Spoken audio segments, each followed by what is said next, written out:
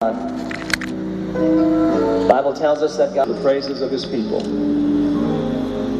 And that's what we've been doing here tonight. Believe me, God is here. He's here. And he promised in his word that he is a God who heals. And although you may have questions about why this person or why that person... Des questionnements peuvent nous venir en esprit quand nos bien-aimés qui sont décédés. Pour ceux qui ont été malades jusqu'à mort, pour autres personnes encore comme Lazare qui sont malades, étant proches de Jésus, beaucoup de questions sont dans notre esprit. Pourquoi telle ou telle chose nous arrive, principalement alors que le Dieu Tout-Puissant, dans les Saintes Écritures, est révélé comme étant le Dieu qui guérit. Pourquoi d'autres personnes dans notre entourage, on invoque ce Dieu qui guérit et il semble être silencieux? Telles sont les questions que nous allons répondre maintenant dans cette autre partie consacrée des médecins pour Jésus, consacrée dans l'observation des vaccins côté spirituel maintenant. L'enjeu spirituel ou physique des ténèbres étant observé, nous allons regarder maintenant la phase biblique du vaccin. Comment Dieu veut qu'on soit vacciné? Telles seront les réponses qui sortiront à l'issue de cette partie consacrée des médecins pour Jésus. Ils sont là installés ce soir, le docteur Yassine sont là, docteur Bambaïba, docteur HT, MK, docteur MR sont là ce soir. Les autres nous rejoindront très certainement. I am the Lord, your healer. I sent my word, and I healed your disease. I am the Lord, your healer.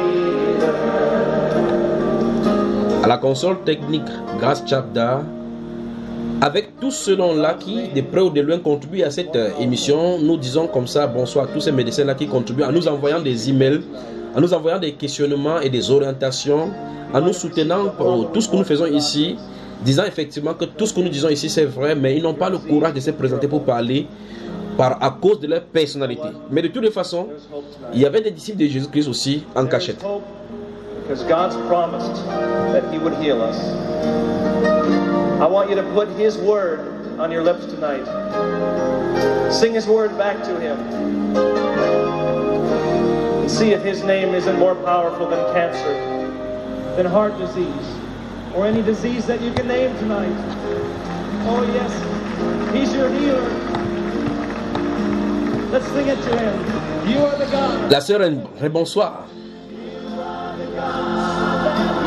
Bonsoir mon frère. Nous ouvrons maintenant la Sainte Bible et on va examiner certaines choses dedans, n'est-ce pas? Oui mon frère. Commençons dans le livre. Nous sommes prêts. Vous êtes prêts? Oui. J'espère que nous aurons assez de temps pour finir cette partie parce que ce serait long. Je ne sais pas comment on va aller, dans quelle direction ça va prendre, ni quoi que ce soit. Mais essayons d'observer et voir comment le Seigneur va nous y guider. N'est-ce pas? Amen. Voilà. Dans les précédentes émissions, nous sommes posés des questions et nous avons eu des réponses concernant les ténèbres. Amen. Les gens dans les ténèbres préparent les plans de destruction contre l'humanité. Beaucoup de personnes sont dans l'ignorance et ne savent même pas qu'on est en train de les vacciner pour les détruire. Des preuves scientifiques et des dissidents scientifiques dans ce domaine-là sont sortis, et ceux qui étaient dans la pharmaceutique et ceux qui étaient dans la microbiologie et dans les grandes multinationales pour dénoncer les choses qui sont préparées dans les ténèbres contre l'humanité. Des autres personnes sortent pour essayer de vilipender ces activistes-là qui essaient de mettre en main la grande multinationale et leur plan diabolique. Nous en faisons partie maintenant, sauf que nous, avant de dénoncer, nous avons l'aspect spirituel de la chose et nous voyons au-delà de tout ce qui se passe sur le physique, ce qui se passe dans le cadre spirituel, ce qui se prépare de l'autre côté et ce que Dieu en dit. Et c'est ce que Dieu en dit ce soir que nous allons observer maintenant. Qu'est-ce que Dieu dit par rapport à la maladie? Que dit les Saintes Écritures concernant la maladie? Quelles sont les manières de Dieu de résoudre ces choses-là? Qu'est-ce qu'il prévoit pour ses enfants? Qu'est-ce qu'il prévoit pour l'humanité? Nous sortirons avec ces questionnements maintenant et nous prendrons position effectivement. Et nous saurons exactement ce qu'il faille que nous fassions à cette heure où des grandes persécutions se préparent sur l'église, des grandes puissances des ténèbres se préparent. Et aussi, de l'autre côté, l'agenda de Dieu d'effrayer la terre avec ces quatre pestes dont il a désigné dans les Saintes Écritures, se profile à l'horizon. Que devrait être donc la position de ces enfants maintenant? Ce sont les questions auxquelles nous allons nous pencher ce soir dans cette autre édition de Vaccin, danger pour les chrétiens. And we serve a God who cannot lie.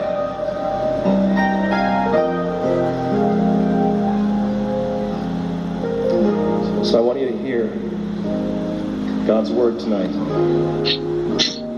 It's His promise. I am the God that healeth thee. I am the... Ce générique qui est consacré effectivement, prophétiquement à cette émission de Don Moore, I am the God that heal, touche effectivement de la guérison dont la promesse dans les Saintes Écritures sont données. Avant d'entrer dans la guérison dont justement proprement dite, examinons les cas des maladies dans les Saintes Écritures et comment le Seigneur les a guéris. Premier acte maintenant, nous allons faire 3 propositions. La première des propositions, c'est que la maladie est entrée par le péché. La cause de la maladie, c'est le péché. Sans le péché, il n'y aurait pas de maladie. Donc la maladie fait partie des ramifications du péché. Résoudre le problème superficiel des maladies revient donc à résoudre le problème superficiel du péché. C'est vrai, on dit en réalité que la racine de la maladie se trouve dans le péché. Comment l'homme se vaccinerait-il contre le péché? C'est une aberration et impensable même de résoudre le problème du péché avec un vaccin. N'est-ce pas, le frère Bambaïba?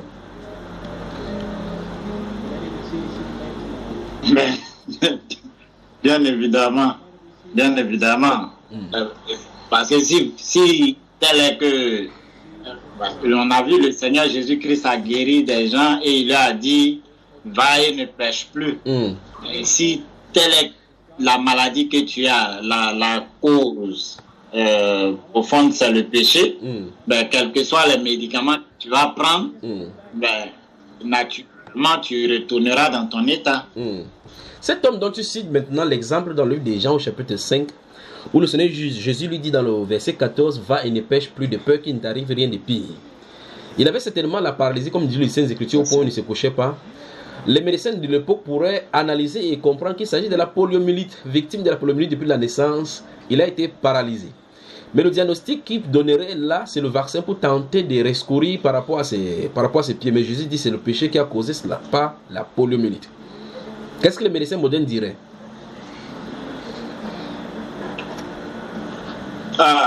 En tout cas là, je ne sais pas ce que les médecins modernes diraient, mais un homme paralysé, bon, il te dirait non, faire des rééducations, des choses comme ça, sachant pertinemment que ça ne résoudra pas le problème. Bon, ils vont toujours te... Enfin, voilà. C'est un monde de mensonges, voilà. C'est la sorcellerie, simplement. Voilà. C'est un peu ça. En tout cas, alors ce soir, nous allons commencer dans le livre de Marc au chapitre 5.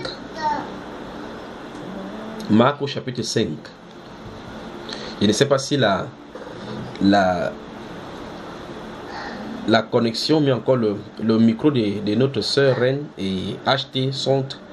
Nous avons plein de versets bibliques là que nous pourrons parcourir. Mais je crois que, comme vous le savez, à un moment donné, je parlerai seulement. Et puis les gens pourront savoir que c'est dans les Écritures pour ceux qui sont dans les Écritures. Donc, cette partie est consacrée principalement aux croyants en premier lieu, pour ceux qui lisent les Saintes Écritures.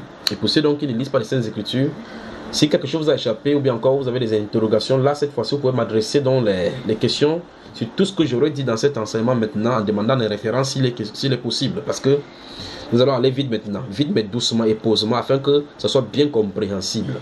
Alors nous allons commencer dans le livre de Marc au chapitre 5. J'aurais souhaité commencer par la Genèse pour y arriver, mais allons dans tous les sens comme il le dirige. Dans Marc au chapitre 5, nous allons lire à partir du verset 20 jusqu'au verset 34.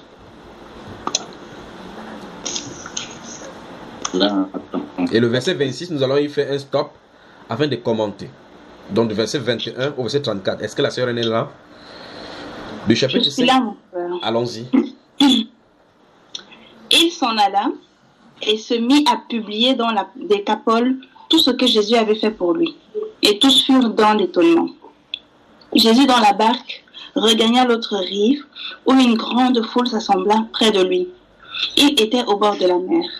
Alors vint un des chefs de la synagogue, nommé Jairus, qui, l'ayant aperçu, se jeta à ses pieds et lui adressa cet instant de prière.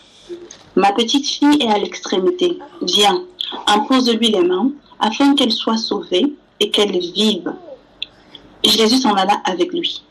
Et une grande foule le suivait et le pressait. Or, il y avait une femme atteinte d'une perte de sang depuis 12 ans. Elle avait beaucoup souffert entre les mains de plusieurs médecins. Elle avait dépensé tout ce qu'elle possédait et elle n'avait éprouvé aucun soulagement, mais était allée plutôt en empirant. Ayant entendu parler de Jésus, elle vint dans la foule par derrière et toucha son vêtement.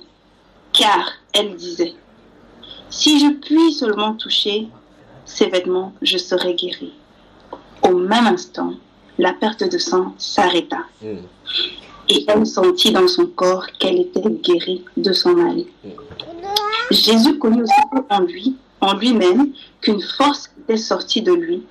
Et se retournant au milieu de la foule, il dit, « Qui a touché mes vêtements ?» Ses disciples lui dirent, « Tu vois la foule qui te presse et tu dis, « Qui m'a touché ?» Et il regardait autour de lui pour voir celle qui avait fait cela. La femme, effrayée et tremblante, sachant ce qui s'était passé en elle, vint se jeter à ses pieds et lui dit toute la vérité. Mais Jésus lui dit, « Ma fille, ta foi t'a sauvée. Va en paix et sois guérie de ton mal. » Amen. Amen. Amen. Jésus le grand médecin. Donc voici l'une des parties des Saintes Écritures où on présente les médecins et leurs méfaits sur la santé des humains. Avant que je ne commente, vous avez déjà trouvé tous les qualificatifs de ces médecins ici, et les sorciers, les ignorants et les gens de ténèbres. Mais ici on découvre effectivement que ça n'a pas commencé aujourd'hui au temps de Jésus, et longtemps même avant le temps de Jésus, comme nous allons le voir, beaucoup de choses s'est passé dans la médecine. Et le verset 26 nous dit, elle avait beaucoup souffert entre les mains de plusieurs médecins. Posons-nous la question, est-ce qu'on va chez les médecins pour souffrir davantage ou bien pour obtenir guérison?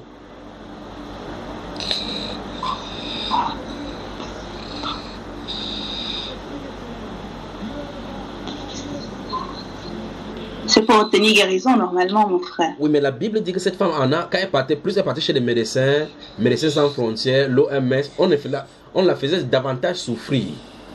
En plus là, elle dépensait son argent comme la sœur achetait, elle allait dépenser son argent pour donner encore la souffrance, infliger la souffrance à son enfant. La femme a vécu de la même chose, pas vrai? Oui, oui. La perte de sang, c'est cet écoulement de façon inconsistante du sang. Comment est-ce que les médecins peuvent qualifier cela aujourd'hui pour que dans notre contexte, ça soit bien compréhensible?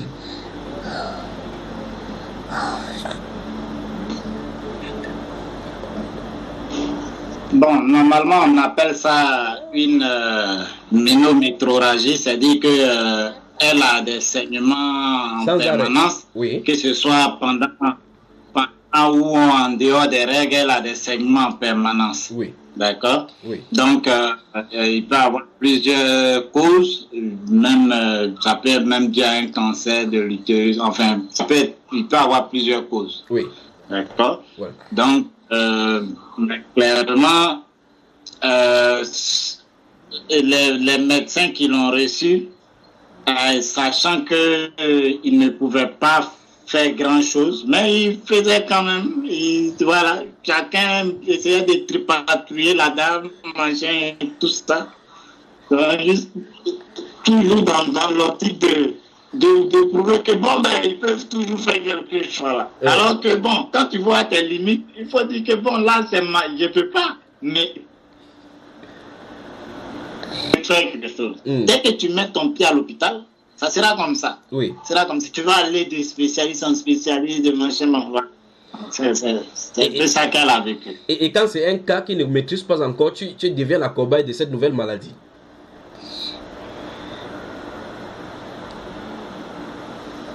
Comment, mon frère? Et quand quelqu'un va à l'hôpital, comme tu le dis, avec une maladie dont la science n'a pas encore découvert, toi, le premier à apporter cette maladie, tu deviens la cobaye des essais de laboratoire et des diagnostics. Ben, naturellement.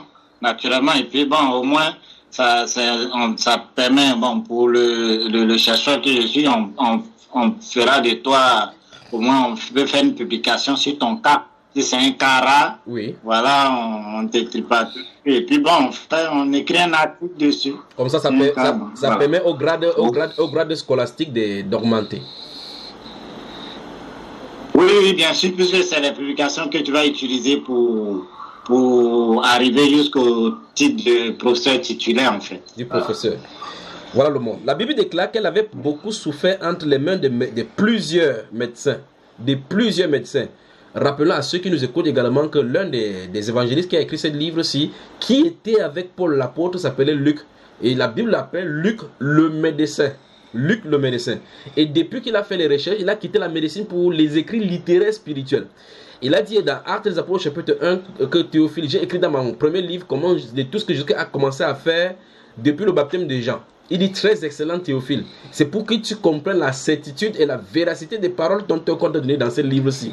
Et depuis son appel d'évangéliste et d'écrivain dans la littérature, il n'est pas fait mention d'un seul cas de guérison qu'a fait Luc le médecin, mais on le désigne en tant que son titre humain de médecin, sans pour autant qu'il ait guéri qui que ce soit présenté dans les Saintes Écritures.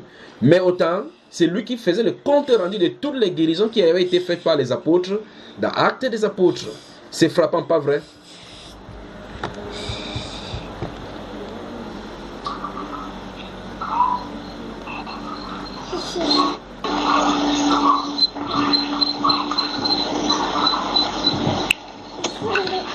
En tout cas, moi personnellement, ça a quand même attiré mon attention. Parce que effectivement, c'est étonnant. Et puis, je disais, mais en fait, ce gars, c'est comme s'il est resté un peu dans l'ombre, mais par derrière, il a fait un travail colossal.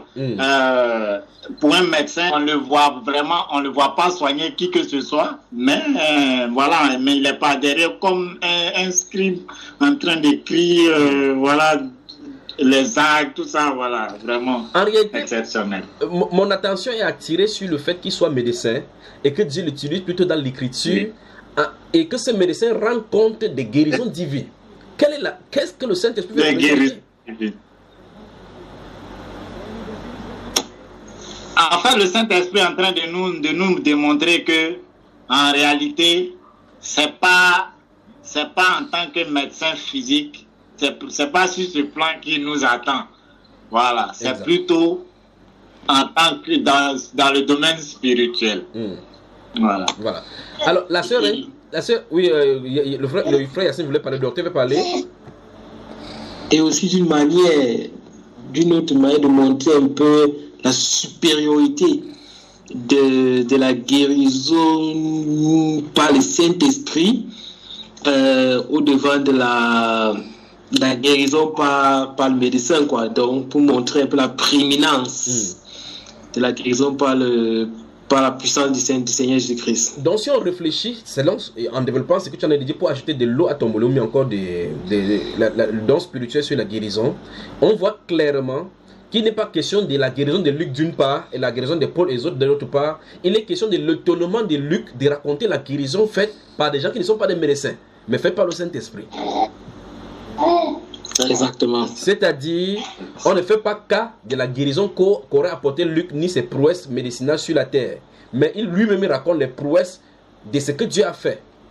C'est vrai, on dit quand la guérison divine est là, la médecine traditionnelle et orthodoxe doit disparaître et quitter la scène, pas vrai?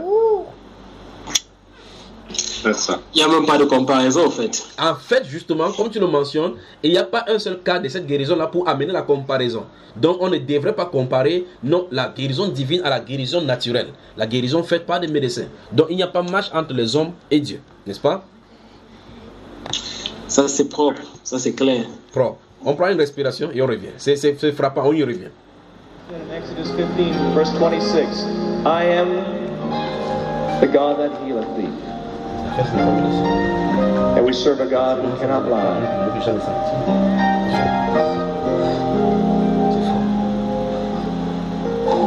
So I want you to hear God's word tonight. It's His promise. I am the God that healeth thee. I am the Lord your healer. Docteur, et bonsoir. I sent my word. Bonsoir frère. J'ai dû prendre une pause, demander à la technique de couper parce que je me sentais déjà bizarre dans cette studio-ci. Et toi, quand tu as lu ce passage de Marc au chapitre 5 à partir du verset 21, qu'as-tu reçu là à ce début? Nous ne sommes qu'au premier verset biblique. Aïe aïe aïe. Ça m'a compris que nous sommes trop petits mon frère. On marche partout pour faire les blouses là. On pense qu'on fait quelque chose. Pourtant, on va encore commencer. Que Dieu nous aide, mon frère.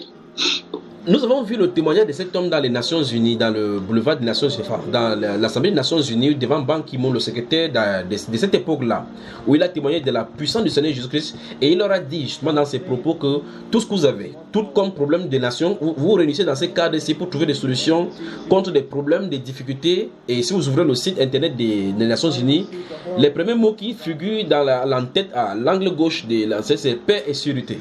Ils cherchent la paix et la sécurité sur la terre, et la Bible déclare que lorsque les hommes crieront paix et sécurité sur la terre, une ruine soudaine fondra sur eux. Et cet homme s'il leur dit, je vous présente Jésus, le prince de paix. Jésus est la solution. Et effectivement, ils sont sortis là-bas sans examiner ce que la solution qu'apporte Jésus. Ils sont entrés dans les différents comités de désarmement, comités de désarmement, comités de médecins dans différents groupes, en rejetant effectivement une fois de plus Jésus. Mais ce soir, nous voyons dans ce livre de Marc chapitre 5, verset 21 et suivant que tu as lu, que plusieurs médecins avaient montré leurs limites. Et quand Jésus est venu, Jésus n'a pas utilisé les normes conventionnelles pour pouvoir amener la guérison, ni les moyens physiques et médicinaux et les découvertes scientifiques faites sur la terre pour la guérison. Pourquoi Jésus montre toujours, et depuis l'Ancien Testament jusqu'à la Nouvelle Alliance, sa forme de guérison est totalement différente, sinon quasi existante dans le norme humain? Pourquoi? Je pose la question au docteur.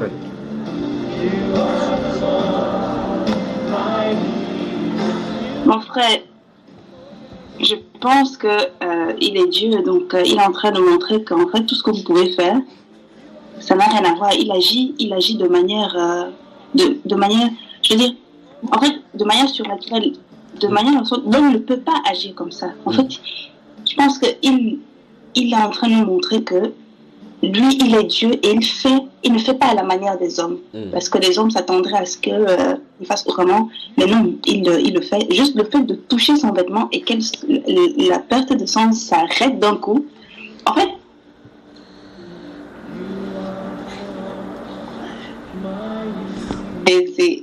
je sais pas. Moi, ça me dépasse quoi. Donc, je sais pas. Tu viens de nous révéler un des vaccins spirituels, c'est le vêtement de Jésus. Parce que le but du vaccin, c'est de vacciner et de stopper, arrêter la contagion, arrêter le clou. Jésus vaccine au travers de ses vêtements. Justement, c'est ça qui est... ça me coupe le souffle. Et il n'y a pas des effets secondaires. Aucun. Cette femme, et la perte de... ça s'est arrêté. Et la Bible déclare cette femme-ci a su en elle-même qu'elle était guérie. La sœur HT nous disait que plutôt quand elle allait chez le médecin, elle a su dans son enfant que l'enfant avait des problèmes. Tout comme cette dame-ci qui allait chez des médecins.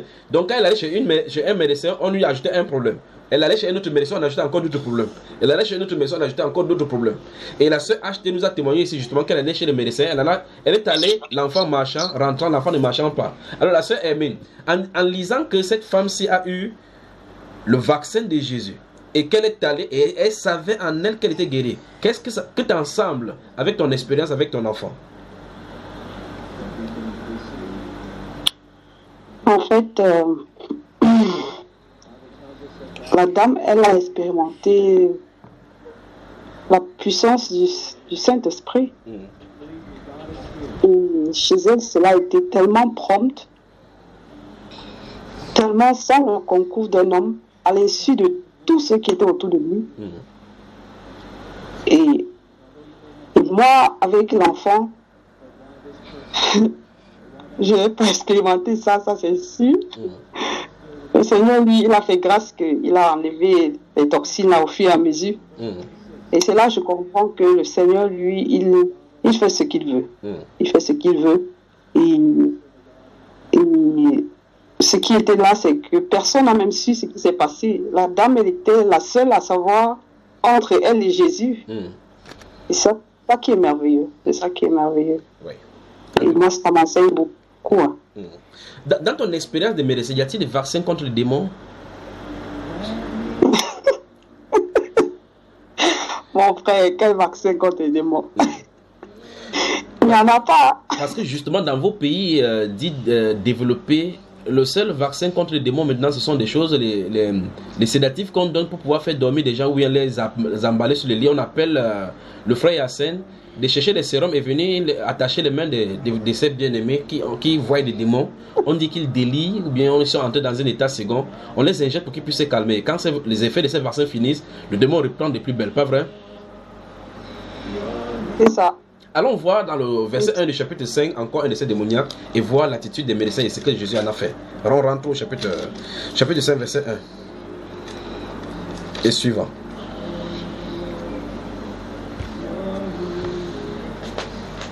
Ils arrivèrent à l'autre bord de la mer, dans le pays des Gadaréniens.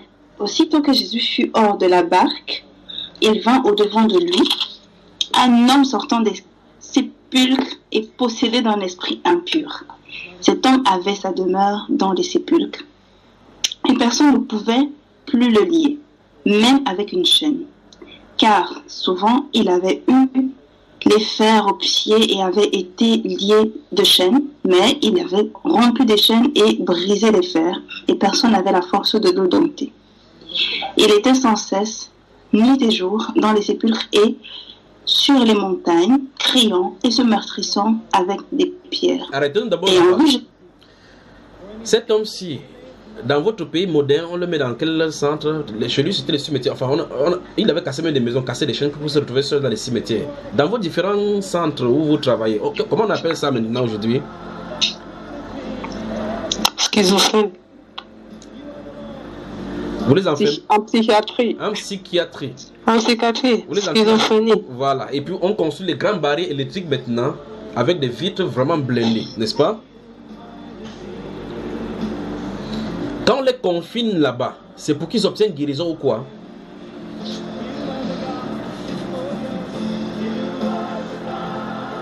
C'est pour les canaliser, non? On les garde un peu. Pour les canaliser, pour canaliser leur énergie, les démons. C'est pour qu'ils ne dérangent pas les autres. Pour qu'ils ne dérangent pas les autres. Et on entend les cris hystériques justement qui ressortent de ces différents magasins-là, n'est-ce pas? Ah, ils crient, on donne les médicaments, non, frère. On les injecte encore. On injecte, ça détériore le médicament pour les calmer, n'est-ce pas? Pourquoi les médecins ne désarment pas? Oui, MK. La vérité dans tout ça, c'est que ce n'est que quand on est en crise qu'on se rend compte que les démons, ça existe. Sinon, quand on est dans le monde, vraiment, ça n'existe pas. Ce n'est que la maladie. Je crois que ce serait une bonne idée pour le docteur Bambeba d'écrire sur la démonologie spirituelle dans le cadre médicinal, n'est-ce pas? Et là, il publie son article pour avoir le professorat, pas vrai? C'est une bonne proposition pour lui, ça, comme article. Non, mon frère, ça ne sera pas validé. On va dire qu'il n'y a rien de scientifique. Oui, on va dire, bon, ta démarche n'est pas scientifique, ton approche, tout ça, ça repose sur rien de on va faire quelque chose ce soir. Oui. Le frère Yassine et moi, avec notre sœur, nous sommes des conseillers spirituels. Nous participons à la rédaction de l'article. Nous allons rêver maintenant. Tu vas publier ça sur Health Organization, la revue scientifique Health Organization. Dans ces revues-là, on va faire le abstract. Parce que quand vous publiez, vous posez le problème dans l'abstract. Vous avez la problématique même de l'hôpital psychiatrique et la méthode de résoudre cela. Avant cela, en toile de fond, on va faire des recherches scientifiques et les données. On va répertorier dans nos recherches scientifiques tous les centres psychiatriques en Europe. L'Europe étant l'échantillon macroscopique de cette recherche scientifique spirituelle-là. D'accord, docteur Bambeba? Ce que nous allons faire, c'est que nous allons prendre des échantillons. Et après avoir fait les échantillons, parce qu'il faut prendre les échantillons, les multiplier, parce qu'une preuve scientifique doit être multipliée à de grandes échelles. Et donc, nous allons prendre ces petits échantillons-là, nous allons nous enfermer quelque part, au lieu de les injecter les sédatifs pour les faire endormir, nous allons leur parler de la parole vivante et permanente. Celle-là qui pénètre âme et jointure, sépare âme et esprit. Et puis séparer leur âme avec les jointures et sortir les modèles des psychiatrico-Jésus. Et quand on sort de ces psychiatrico-Jésus, on sort les éléments factuels qui étaient incarcérés là-bas et qui maintenant se mettent à leur bonne forme. Dans chaque centre, au moins 7. Dans chaque centre, au moins 7. Ces reproductions scientifiques seront des preuves de validation de ta thèse, pas vrai? Bon, ça... Bon, on va te dire, est-ce que ton expérience est reproductible par n'importe qui, tout ça? C'est compliqué. Ça sera difficile à faire passer. En tout cas, et c'est là où le deuxième papier donc arrive effectivement pour confirmer le professorat de l'existence des scientifiques prompts à reproduire ces mêmes produits. Il faut être initié dans cette science-là pour pouvoir reproduire ce scientifisme-là. Pas n'importe qui y entre, parce que ce sont des données scientifiques maîtrisables seulement par des maîtres de ce domaine. Alors là, il faut leur imposer les mains et les injecter du vêtement de Jésus. Eux-mêmes maintenant pourront reproduire cela, pas vrai? Voilà, donc tu vois qu'on en arrive à des impositions de mains et tout ça, et c'est pas n'importe qui, c'est des personnes baptisé du Saint-Esprit et tout. Non. Donc, on commence par le docteur Bamba Iba qui est injecté du Saint-Esprit et qui explique à son collègue médecin pour dire, si tu veux expérimenter la même chose pour voir si c'est scientifique, viens. Et pendant que tu parles avec lui, tu dis par exemple, cette main, c'est que j'arrête là. Si tu imposes sur ces problèmes psychologiques là, ça va se guérir. Et puis ils vont, en allant le faire, ils imposent. Et ils voient que ça guérit. Ils voient que c'est scientifique, que lui-même peut faire. En effet, dans les Saintes Écritures, les chrétiens portent les différents attributs du Seigneur. L'un de ces attributs, c'est l'attribut des juges. Dieu accorde de l'attribut des juges aux chrétiens et à ses enfants à lui. Dans le livre de 1 Corinthiens au chapitre 6, là maintenant ça commence là maintenant.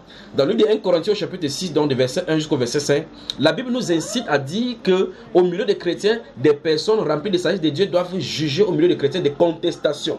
De telle enseigne que les chrétiens ne devraient pas se retrouver en réalité dans les tribunaux humains pour consulter les juges humains qui portent également des attributs de Dieu, mais dans la saleté, dit les Saintes Écritures. L'autre attribut de Dieu dont se trouve être le médecin. Dans le livre de Luc au chapitre 10, que nous allons lire tout à l'heure là maintenant, dans le livre de Luc au chapitre 10, à partir du verset 1, après avoir dit et choisi 70 autres disciples, Jésus leur donna pouvoir et force pour guérir. Allons-y au verset 9 du chapitre 10, verset 8 et 9 du chapitre 10 de Luc, parce que je développe là, ça va commencer à me faire sortir dans tous les sens là maintenant. Je crois que pendant qu'il t'a développé mes théories ici pour soutenir le papier du docteur Bamba Iba pour qu'il passe au professorat, la sœur nous a dit là que ces rêves là est très beau. Et Yacine parlait dans son cœur. Yacine, le temps qu'on cherche Luc chapitre 10, verset 9, 8 et 9, qu'est-ce que tu disais là par rapport au papier? Tu dis que ça ne serait pas bien déployé? Non, je disais simplement que si tu arrivais comme ça devant eux, ils allaient te donner une réponse qui est biblique. Une réponse qui est biblique. Et cette réponse sera? Il dirait, comme il parlait ici à haute voix, oui. Il dit, ton grand savoir te fait des raisons. C'est ton grand savoir. Je leur dirais qu'au contraire, ce sont des paroles de bon sens. Parce que la Bible déclare dans le livre des Actes chapitre 4 que comme ils voyaient là l'homme qui avait été le témoignage de cette guérison et qui ne pouvait rien, ne sachant quoi répliquer. Parce que voici la guérison qui s'est passée, voici une preuve scientifique de la guérison. Parce qu'une preuve scientifique, c'est quelque chose qu'on reproduit, que ça produit. Et le but de cette science-là, c'est le bienfait dans l'humanité. Voilà un bienfait qui est accordé à un homme. D'accord, mon cher? Luc chapitre 10, verset 8 et 9. Amen. Vous parlez de Bible. Alors, Luc chapitre 10, verset 8 et 9. Donc, ah, pardon, vas-y, mon frère. Non, le frère Bamba Iba, ce problème d'écriture de l'article spirituel dans le revue scientifique n'est pas encore cessé. Parce qu'en réalité, si présent ça là-bas, de deux choses, soit lui on monte dans le professorat ou bien on diminue son doctorat. Alors, revenons ici, la sœur. Hein. Oui. Dans quelques villes que vous entriez, oui. Et où l'on vous recevra, mangez ce qui vous sera présenté. Guérissez les malades qui s'y trouveront et dites-leur, le royaume de Dieu s'est approcher de vous. Voilà. Amen. Amen. Après avoir envoyé ses disciples, Jésus octroie l'un de ses attributs dans la vie de ses disciples pour leur montrer clairement qu'il porte une nature de lui, cette nature des médecins. En réalité, les chrétiens sont des potentiels guérisons, des potentiels guérisseurs pour amener la restauration dans tous les domaines du terme.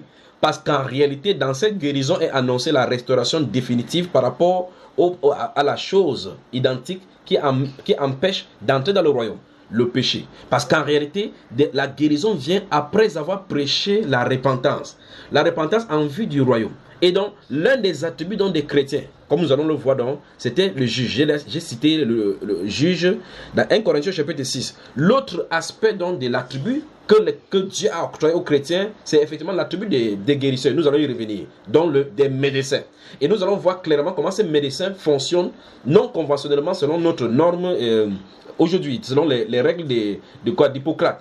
Ces médecins-ci sont encore réitérés. C'est réitéré dans le livre de Marc que nous avons ouvert aujourd'hui, au chapitre 16, verset 17, qui stipule que voici les miracles qui accompagneront ceux qui auront cru. En mon nom, ils parleront de nouvelles langues. Ils buvront quelques breuvages mortels, il ne leur fera point de mal. Ils saisiront des serpents. Et puis la Bible déclarait qu'ils imposeraient les mains aux malades et les malades seront guéris. Le diagnostic de Dieu est clair. L'imposition des mains transfère la guérison depuis la croûte céleste dans les voûtes terrestres pour amener la guérison dans des âmes qui se détériorent à la suite du péché. Or, Jésus-Christ est le restaurateur justement. Il est encore ambassadeur et c'est l'un des attributs justement de l'ambassadeur, comme le livre de 2 Corinthiens au chapitre 5 versets 19 et 20 nous disent que Jésus-Christ a fait de nous les ambassadeurs. Nous faisons fonction d'ambassadeurs pour Christ, comme si Dieu réconciliait les hommes par nous. Nous en supplions, soyons réconciliés à Dieu. La réconciliation donc en vue de la restauration totale et définitive de notre être, corps, âme et esprit, afin qu'elle soit irréprochable à la venue du Seigneur Jésus-Christ, est le but même de la venue du Seigneur Jésus-Christ. Donc, le problème du péché étant réglé, la guérison est automatique pour la restauration de tous les effets négatifs qu'aurait entrepris par le péché dans nos vies. C'est ce que Jésus-Christ est porteur dans le livre d'Ésaïe, chapitre 53, où il est dit: par ses meurtrissures, nous sommes guéris. Le laboratoire de guérison se trouve être le sang précieux du Seigneur Jésus-Christ, et en tant que victime expiatoire pour le péché. La victime expiatoire par son sang octroie donc et détruit toute racine de ce que ramification a été causée par péché. Le péché donc a commis des ramifications, et donc l'une de ces ramifications donc se trouve être la maladie. La solution donc chez le grand médecin. Ce grand médecin, sachant les besoins au milieu des hommes, a octroyé et a déployé l'un de ses attributs dont les médecins aux chrétiens. Dans le livre de 1 Corinthiens au chapitre 12, je ne sais pas si vous me stopper. Dans le livre de 1 Corinthiens au chapitre 12, le verset 28, il stipule effectivement que dans l'église, il a donné des différentes classes et classifications dans le don de guérison. Et parmi ces classifications, se trouvent donc les dons de guérison.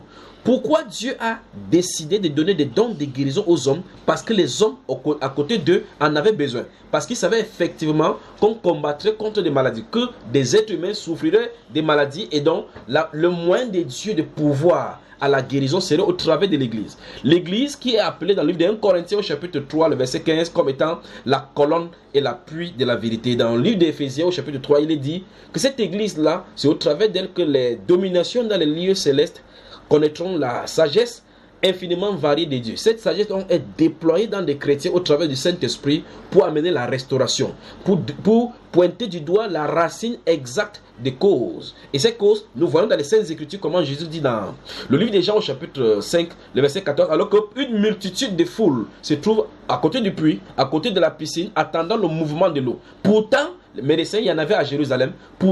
Mais ils espéraient jusque-là la guérison venant du ciel. Donc ces personnes qui attendaient la guérison venant du ciel, là se trouvait un homme malade depuis près de 48 ans, et Jésus l'ayant trouvé, lui a dit: veux-tu être guéri? Or, il était paralytique, ne pouvant pas marcher, et Jésus lui a dit: cette symbole de guérison qu'octroient les anges, ce n'est qu'une infime partie des guérisons dont dispose le Seigneur.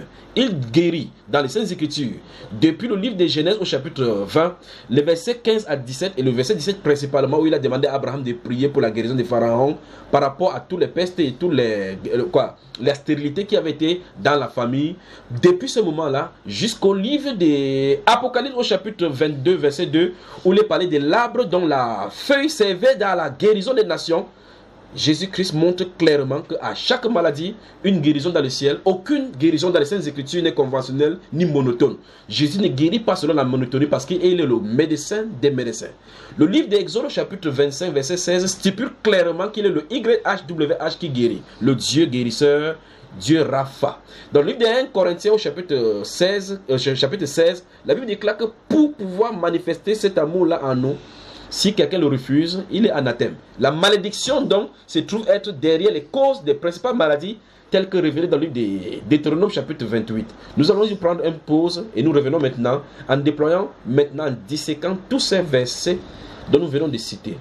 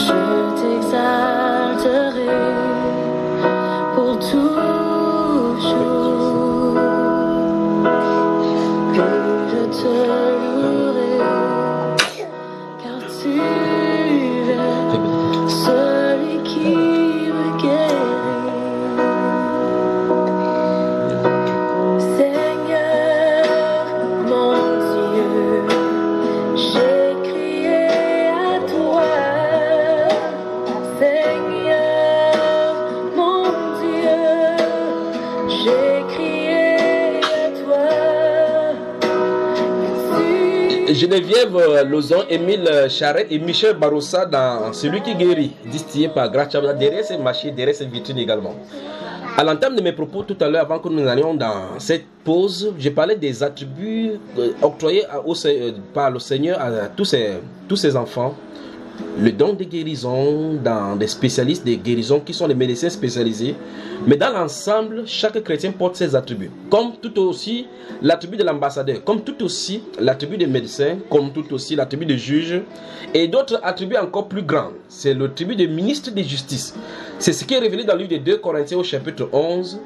Que nous faisons en fonction de ces ministres de justice dont-là. Et donc, les attributs de Jésus sont tentés et singés par les ministres de Satan. Tel que le dit 2 Corinthiens chapitre 11 verset 13, que Satan lui-même se présente en ange de lumière. Il n'est pas donc étonnant que ses serviteurs se déguisent en ministre de justice. Le ministre de justice donc sont des enfants du Seigneur. D'autre part encore, l'autre attribut qui sont censés faire pour nous éclairer, c'est l'attribut des lumières. Nous sommes la lumière du monde, dit le Seigneur Jésus-Christ de sa propre bouche. Dans le livre de Matthieu chapitre 5, le verset 15 et 16, où il est dit, vous êtes la lumière du monde, que votre lumière luise parmi les hommes. Et avant de cela, il a dit que vous êtes le sel de la terre, le sel qui est censé arrêter la pourriture causée par le péché. La vie de sanctification donc est la sainteté du Père distillée dans les âmes de ses enfants, afin de transcender et dénoncer la vie de péché, le péché qui vit dans le monde. Donc les enfants du Seigneur sont attribués la sainteté du Père, afin que ceux-ci soient exactement le reflet de leur Père, comme il est dit dans le livre de 2 Pierre, je suis saint, vous serez saints. Nous sommes un peuple saint, un peuple de juges, un peuple de médecins, un peuple d'ambassadeurs, des ministres de justice, hors normes au-delà des ministres de justice humains. Dans ce livre de Pierre, effectivement, il est dit que, comme des enfants bien-aimés, qu'on déguste ce lait spirituel par qui on doit croître pour le salut, et on forme notre corps pour être une habitation de Dieu en esprit. C'est l'habitation dans notre corps de Dieu en esprit qui rend possible donc la manifestation de tous ces attributs dont je viens de présenter.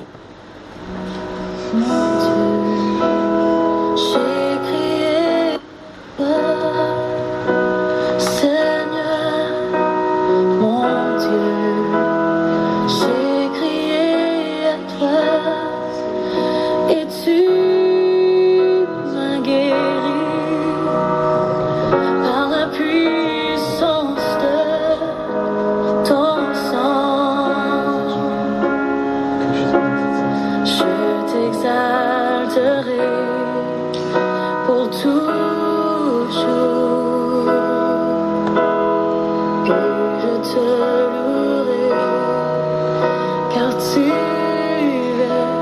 celui qui me guérit. Seigneur, mon Dieu, j'ai crié à toi.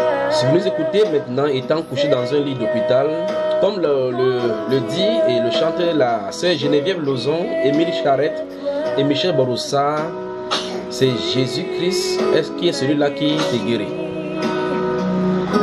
Vous pouvez réclamer votre guérison au nom du Seigneur Jésus-Christ et quitter exactement la position où vous vous trouvez.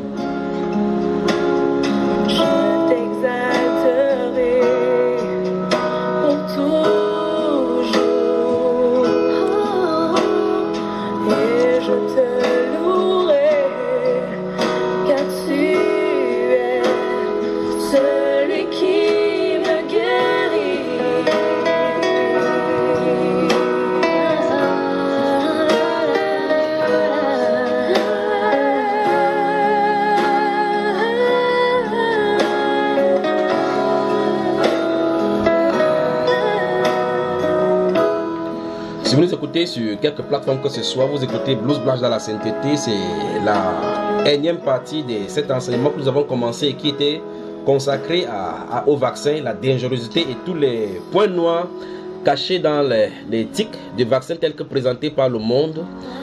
Je rappelle qu'à tous ceux qui nous écoutent, après cela, nous allons épiloguer sur la nutrition et par la suite, nous allons épiloguer sur toutes ces choses-là cachées chez les médecins, dont le plan du diable est d'utiliser pour détruire l'humanité. Nous sommes là pour dénoncer les œuvres infructueuses des ténèbres et les amener à la lumière. Car il est dit que tout ce qu'ils vont faire dans les ténèbres, concocter dans les puissances des ténèbres, seront dénoncés et amenés à la lumière. C'est ce qui est prévu. Et nous le ferons ici en compagnie de tous les médecins qui sont réunis ici et bien d'autres qui vont se joindre à nous pour dénoncer de telles choses et prendre position pour la vérité.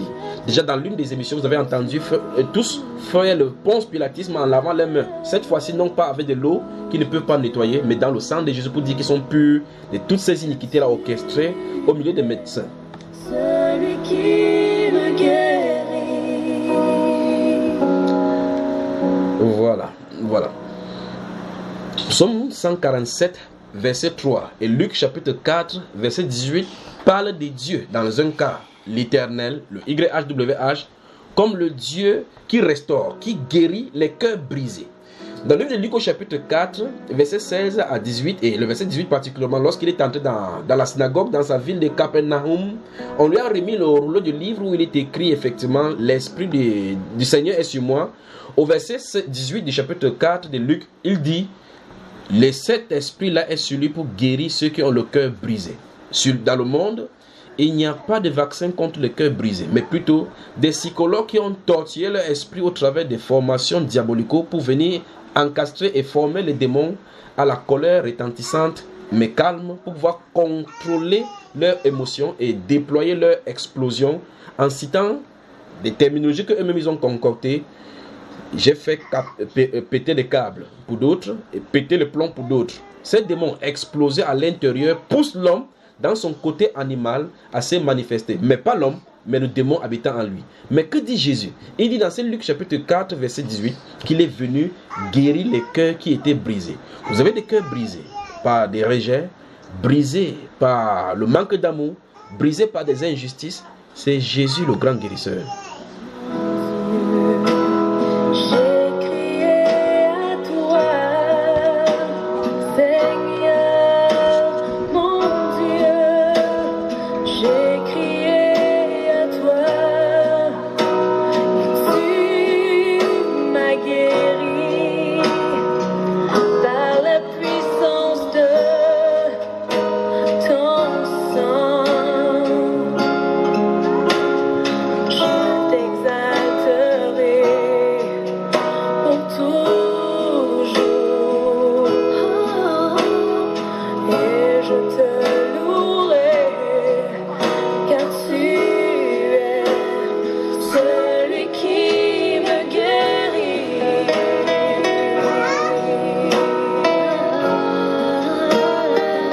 Dans le plan du Seigneur, dans la résolution des problèmes du péché, l'un de ces attributs du Sauveur a été manifesté à la croix du Seigneur Jésus-Christ. Et souvenez-vous, à la croix a été manifesté le grand attribut, l'amour. Et derrière cet amour se trouvait le grand attribut du Sauveur. Mais il est sauveur à cause du péché. Mais les conséquences, qu'en dit-on par rapport aux conséquences? L'une des conséquences, donc, comme nous sommes en train d'observer aujourd'hui, c'est la maladie. Et derrière donc, cet attribut du Sauveur se trouve dans les sous-attributs des médecins. C'est pour cela qu'il dit effectivement que c'est par son sang que nous sommes guéris. Par ses meurtrissures, donc, il nous a guéris. Et au travers donc de ce sang, il a déployé son nom et donné son nom pour guérison. Dans le livre d'Actes des Apôtres, chapitre 3, on voit effectivement les apôtres Paul, Pierre et Jean qui allaient dans le temple à l'heure de prière. Et ils voyaient là quelqu'un qui était paralytique depuis près de 40 ans. Il a dit, je n'ai ni or ni argent pour t'envoyer à l'hôpital. Parce que là-bas se trouve Rennes avec les ambulances. Ils vont t'injecter du tétanos. Parce que tu ne l'as pas eu, c'est pour ça que tu as été paralysé. Et là, ils ont dit, ce que j'ai, c'est le nom de Jésus qui vaccine et restaure. Au nom de Jésus-Christ de Nazareth, lève-toi et marche. Je te louerai, car tu es celui qui me guérit. Dans l'une des gens que nous avons cité ici au chapitre 5, cet homme également, vu par Jésus au milieu de la foule qui était malade, ils se sont retrouvés à l'hôpital Jameau là-bas en bordure de mer, et Jésus-Christ l'ayant vu, ayant su qu'il était malade depuis, et aucun médecin ne voulait le consulter, il lui a posé la question, veux-tu être guéri? Il a dit que tous ses parents n'ont pas l'argent pour l'amener à l'hôpital, ils sont venus chez le médecin, on l'a abandonné ici, parce qu'il n'y avait pas de prise en charge, il n'y avait pas de conditions sociales pour pouvoir résoudre le problème de sa maladie. Jésus a dit qu'il n'a pas besoin de la protection de la santé, il n'a pas besoin de médecins pour pouvoir le faire. Il n'a pas besoin d'être introduit auprès des médecins spécialistes. Il lui a dit, lève-toi, prends ton lit et va dans ta maison. Le domaine scientifique est battu là. Seigneur, mon Dieu, j'ai crié à toi et tu m'as guéri par la puissance de ton sang. Je t'exalterai pour toujours. Je te louerai, car tu es celui qui me guérit. Seigneur, mon Dieu, j'ai crié à toi. Seigneur, mon Dieu, j'ai crié à toi. Vous nous écoutez sur quelque cieux que ce soit, quel que soit le problème par lequel vous traversez, souvenez-vous, il n'y a aucun problème que Jésus ne puisse guérir. Il n'y a aucun problème où Jésus ne puisse intervenir. Quel qu'en soit ce qui arrive dans vos vies, alors que vous nous écoutez dans cet enseignement ce soir, puisse votre foi être connectée au Seigneur Jésus-Christ qui guérit. Et je te louerai, car tu es celui qui me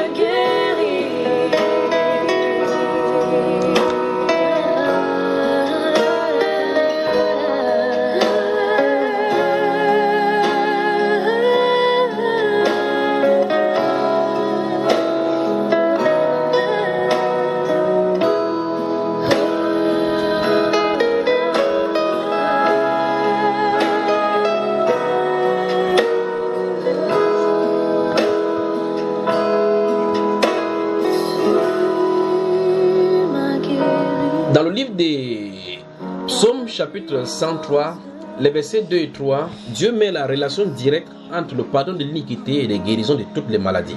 Donc, à tous les péchés sont associés des maladies, même si vous ne les ressentez pas dans votre corps. pour toujours, je t'exalterai. Votre péché peut amener la maladie latente dans un état latent dans vos vies et qui se manifestera plus tard lorsque vous oublierez ces péchés. Je t'exalterai toujours. Et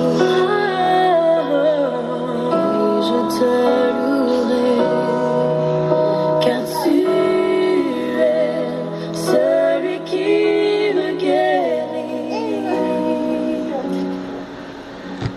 Dans le livre de Genèse, donc au chapitre 20, Abraham visite des contrées et est convoité par Abimelech et Pharaon plus tard par rapport à sa femme Sarah qui était belle de figure plus qu'aucune des femmes de la contrée. Celui-ci, donc, dans Genèse chapitre 20, va nous inviter à sa clinique de guérison. C'est là où nous allons maintenant. Dans Genèse chapitre 20, à partir du verset 5. Genèse chapitre 20, nous allons aller à la clinique d'Abraham. Abraham Blessings and Healings.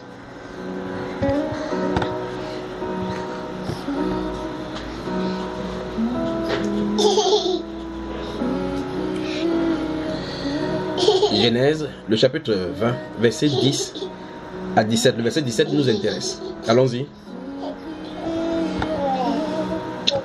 Alors, et Abimelech dit à Abraham, quelle intention avais-tu pour agir de la sorte?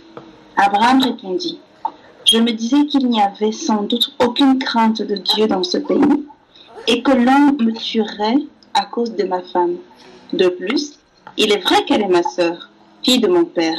Seulement, elle n'est pas fille de ma mère, et elle est devenue ma femme. Lorsque Dieu me fit errer loin de la maison de mon père, je dis à Sarah, voici la grâce que tu me feras dans tous les lieux où nous irons. Dis de moi, c'est mon frère. Abimelech prit des brebis et des bœufs, des serviteurs et des servantes, et donna à Abraham et lui rendit Sarah sa femme. Abimelech dit, voici, mon pays est devant toi, demeure où il te plaira.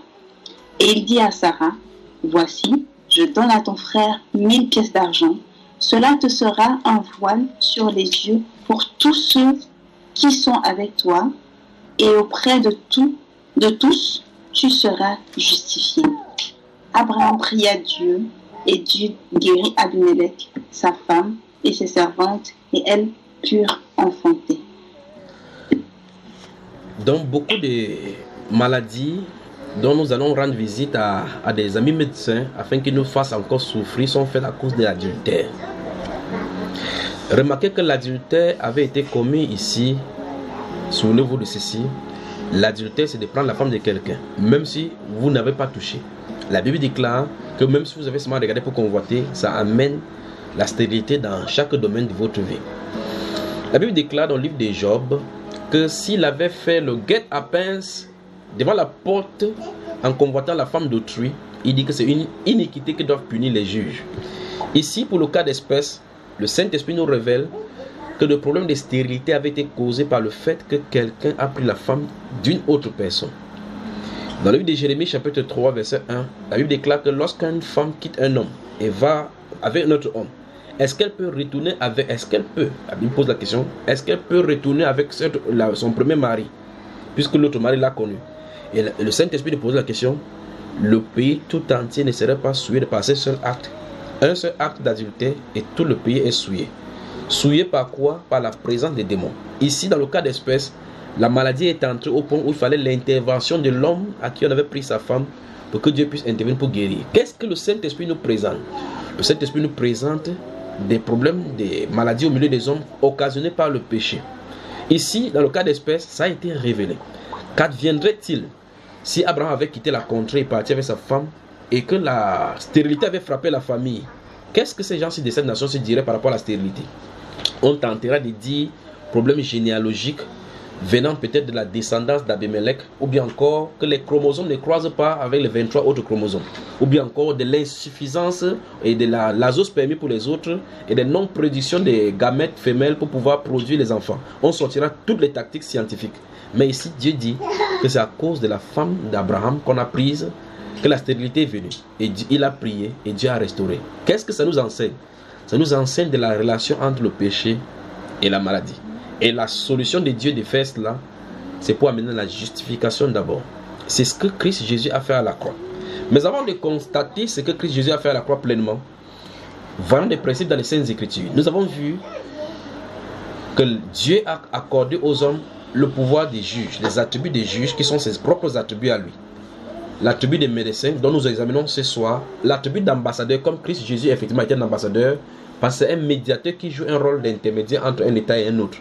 Mais pour nous, il est question de la réconciliation entre l'homme déchu de la grâce, l'homme pécheur avec le Dieu saint.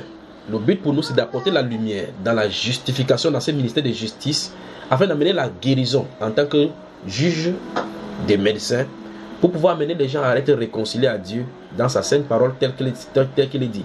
Ces hommes choisis par Dieu, du milieu des hommes, sont censés apporter la lumière, disais-je, en jugeant le péché comme péché pour amener la sanctification. Et cela en amenant la guérison telle que nous avons lu dans le livre de Luc au chapitre 10, les versets 8 et 9, où il a dit clairement, allez prêcher et apporter la guérison. Les médecins donc en Jésus, les médecins pour Jésus sont faits pour restaurer dans les chemins tortueux par le péché.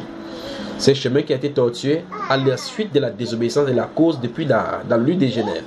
Alors nous voyons que dans ce livre de Genèse justement, le péché est entré et les hommes ont commencé à vivre dans l'iniquité et des problèmes de maladies se sont posés.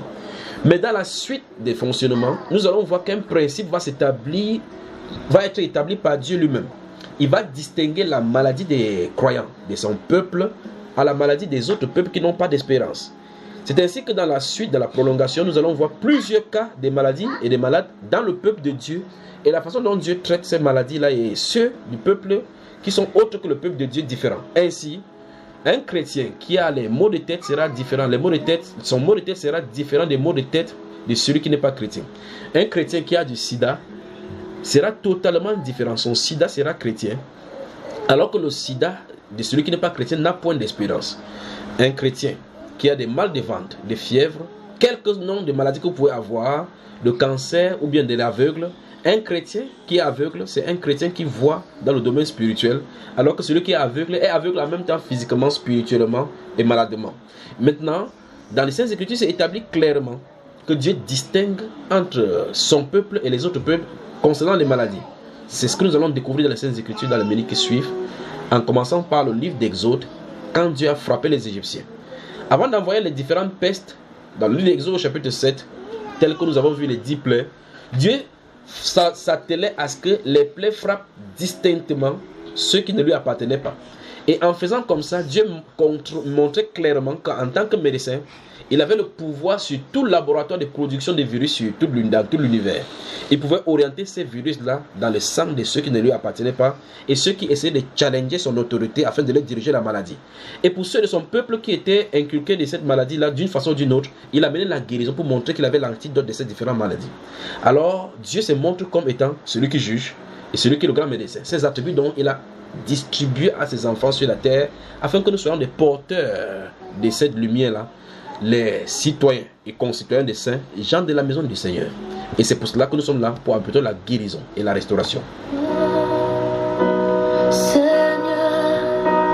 mon Dieu, j'ai crié à toi et tu m'as guéri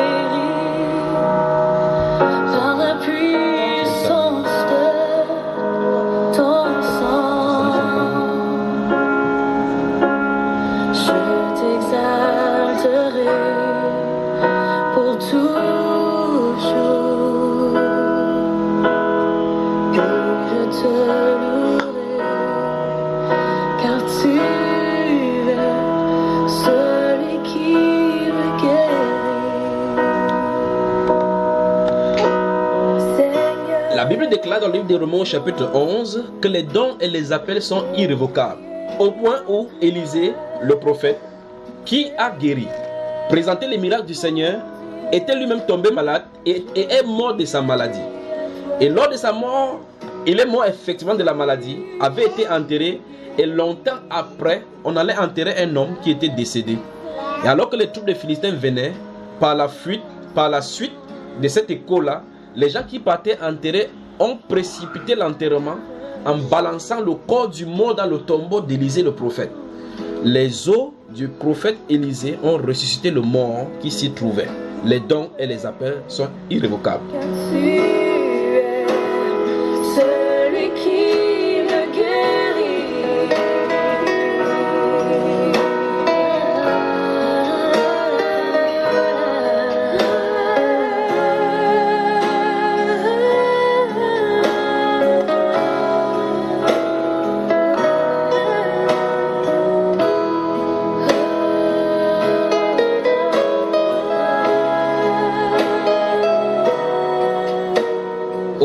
les âges, au travers des siècles, il a guéri par le Jourdain. Il a guéri par les eaux. Il a guéri par l'assainissement, par le sel. Il a guéri par l'eau de Siloé.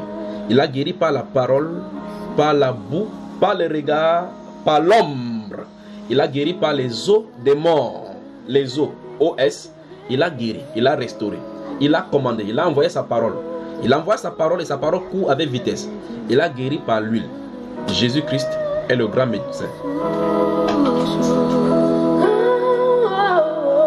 Je t'exalterai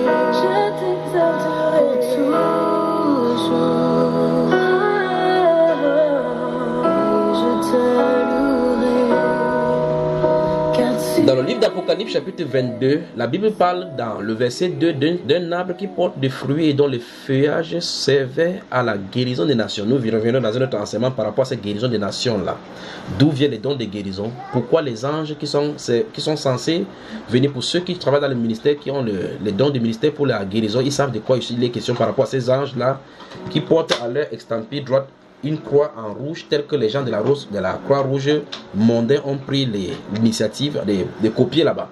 Alors, pour la petite histoire, ceux qui font dans la Croix-Rouge internationale, ils ont pris chez les anges, parce que quand ils viennent pour la guérison, ils portent cela pour signifier qui ils sont. Ils passent au milieu de la foule et ils apportent la guérison dans les nations. De l'autre côté, il y a des anges destinés aux différents fléaux, comme nous voyons dans le livre d'Apocalypse, chapitre 6, chapitre 9, chapitre 15 et chapitre 16 principalement, où il est parlé des différents fléaux à l'issue des trompettes qui sont frappées sur la terre. Et comme le Seigneur le fera bientôt, avec le troisième fléau, quatrième, qui vont frapper sur la terre après le coronavirus qui vient. Dieu va alerter la terre et au fur et à mesure il va augmenter le volume. Dieu va effrayer de nouveau la terre. Après le coronavirus vient un autre virus plus virulent, dont les morts vont se compter maintenant par centaines de milliers. Je te louerai, car tu es celui qui me guérit.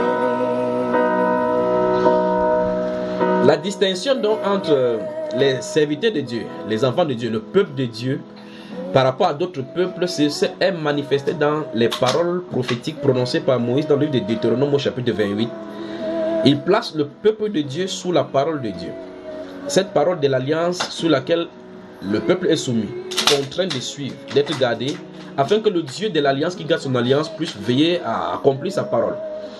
Le prophète Josué dira dans le livre de Josué chapitre 24 à partir du verset 15 que l'Éternel vous fera du bien et après cela viendra vous faire du mal si vous lui désobéissez. La désobéissance donc n'était pas permise sous l'alliance avec le sang et l'hysope, le sang de bouc. En Jésus-Christ donc, la désobéissance n'a point de sens puisque l'obéissance a été complétée par lui. Tout ce que nous avons à faire, c'est croire, tout simplement. Et la guérison est nôtre.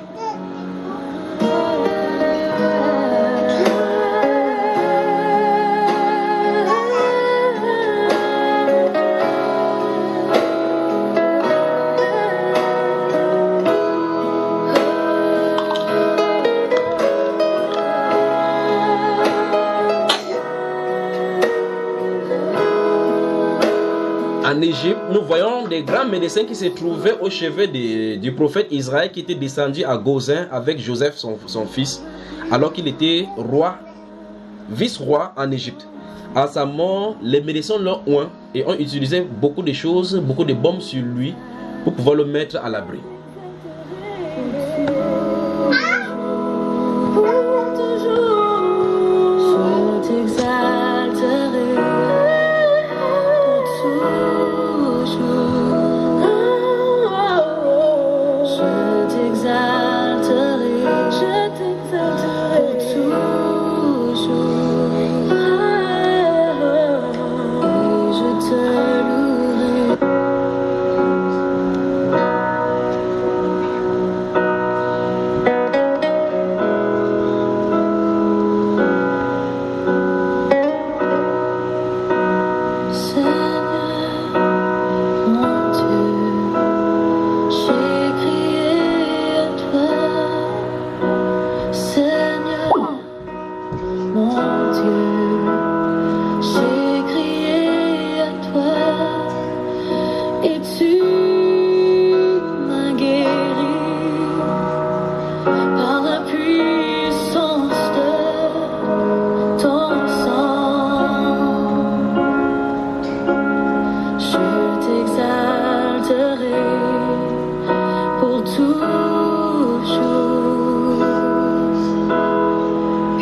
je te loue.